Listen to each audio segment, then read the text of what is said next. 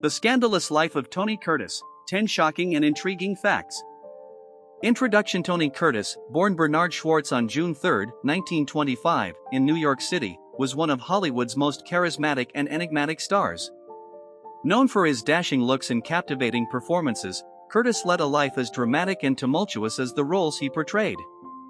Behind the charm and glamour lay a series of scandals, controversies, and fascinating stories that still intrigue audiences today. Here are 10 of the most shocking and interesting facts about the man behind the legend. Number 1. A troubled childhood and complex personal life. Tony Curtis, born Bernard Schwartz on June 3, 1925, to Hungarian Jewish immigrants Emanuel Schwartz and Helen Klein, grew up in the Bronx under harsh conditions.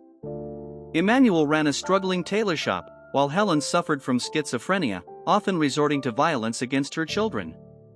Curtis and his younger brother Julius spent time in an orphanage due to their parents' inability to care for them. Tragically, Julius died at 12 after being hit by a truck, deepening Curtis's emotional scars. Despite these hardships, Curtis displayed early potential in school, though his education was often disrupted by family turmoil. After high school, he enlisted in the U.S. Navy during World War II, serving aboard the submarine tender USS Proteus.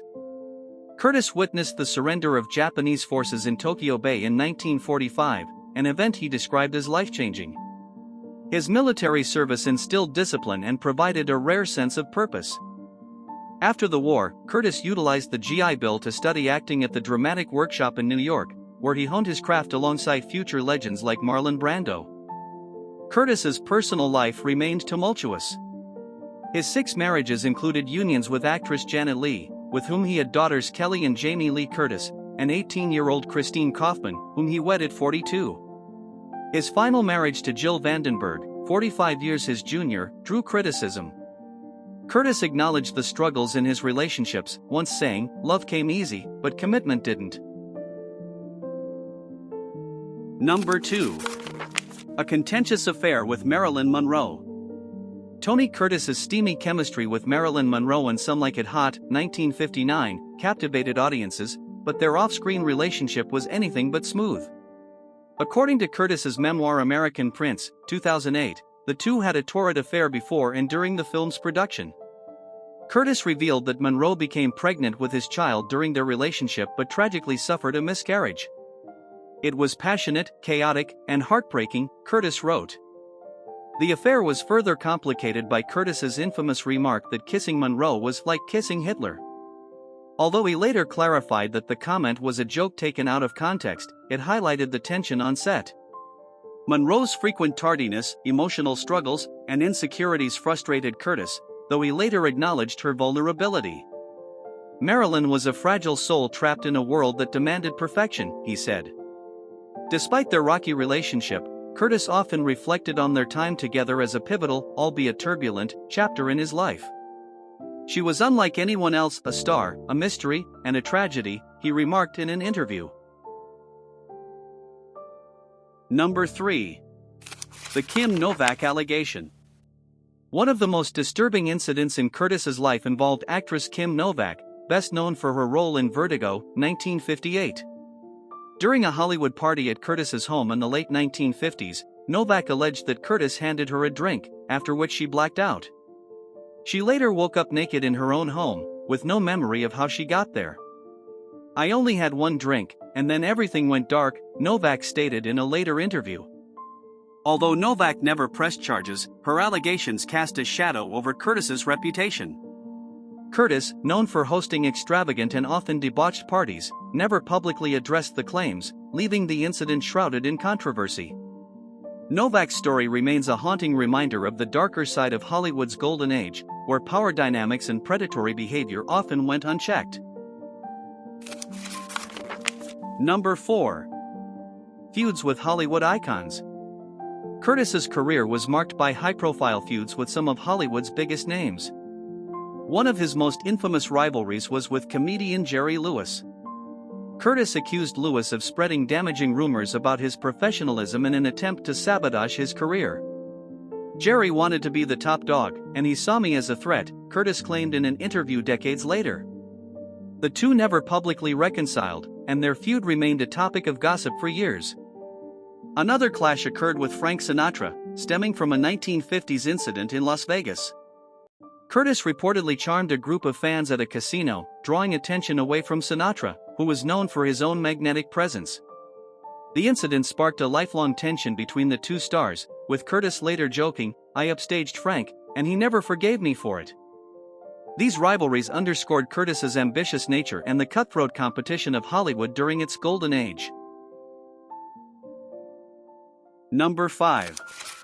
Addiction and public struggles. By the 1970s, Curtis's once dominant career had declined, and he turned to drugs and alcohol to cope with feelings of failure and loneliness. He later admitted to being a heavy cocaine user, describing it as a way to escape the emptiness. His addiction led to multiple overdoses and hospitalizations, including a near-fatal incident in 1982. Despite these challenges, Curtis eventually sought help, entering rehabilitation programs multiple times. His battle with addiction was highly publicized, and he became a cautionary tale about the pressures of fame. By the 1980s, Curtis had achieved a measure of sobriety and returned to acting, taking roles in television and smaller films.